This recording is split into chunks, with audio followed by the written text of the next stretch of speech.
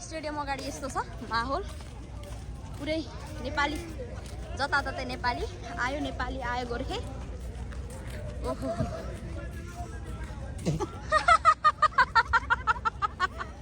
ल यस्तो छ माहौल एकदमै रमाइलो छ श्रीलङ्कन मान्छे देख्न गाह्रै छ है हामीलाई कानीकुत्ती एक दुईजना देख्यो भने देखिहाल्यो नत्र खासै देख्न पाइएको छैन ठिकै छ अब जाम यता जर्सी यता हाम्रो बाल्टिमोरको दाइहरू हुँदो रहेछ खुसबु दिदी के छ खबर कति बेला आउनु भयो अघि आउनु भयो हो ल ठिक छ बिजनेस छोड्नु हुँदैन आफ्नो बिजनेस छोड्नु हुँदैन ल भित्र भेटौँ है त ल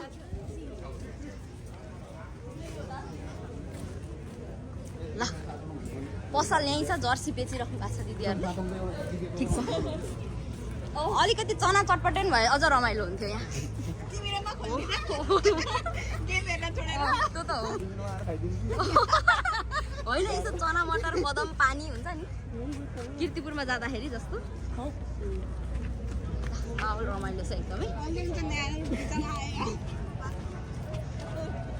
माहौल बाहिरै यस्तो छ भित्र कस्तो होला भनेर हामी पुरै एक्साइटेड छौँ जानको लागि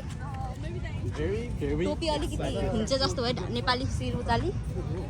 ओहो सानो हाम्रो बाबु पनि गेम हेरेर आउनु भएको छ नेपाललाई सपोर्ट गर्नको लागि future player so much excited है हिज सो मच एक्साइटेड हेर्नको लागि यस्तो छ